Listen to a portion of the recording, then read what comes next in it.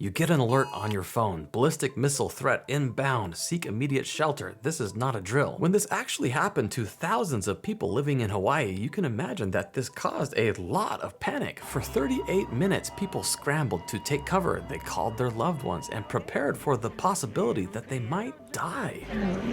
And then suddenly they learned that the emergency alert had been an accident. It was a mistake. There was no inbound missile. The governor seems to be explaining that this was actually a human error of some kind. Isn't it strange to think about how real something can feel when it's not real at all? If you were to zoom out on the island of Oahu on that day and look down, you would see a very normal looking scene. No missiles in the sky, no threats or danger, and yet in that moment, all the people on that island were experiencing a very different reality. Why? Well, because for 38 minutes, the islands of Hawaii had been sucked into a story. Stories feel real when you are in them, regardless of whether they are true or not. A story mind virus is what happens when you get sucked into a story that feels real but is not true. Here's an example. What meaning do you see in this image? Well, it is literally a cookie, and if you like treats like these, you may also see it as the potential for pleasure. But what about this cookie? It feels the same, but there's something more going on here, right? Like, I would almost feel bad eating this cookie because it feels like a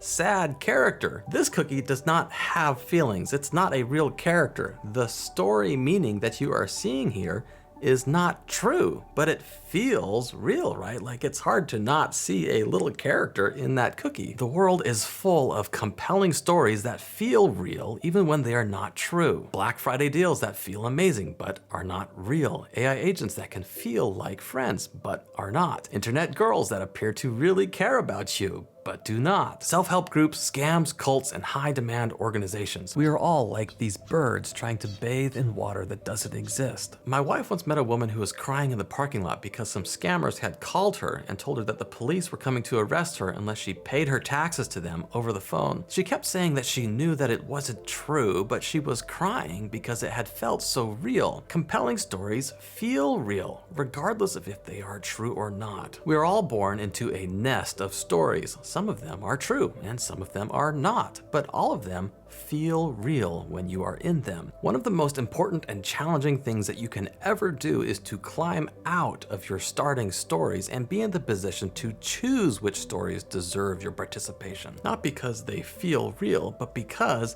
they are actually good, true stories. We'll talk more about how to navigate the world of good and bad stories in future videos, so follow me here to see those when they come out, and I will see you in the next one.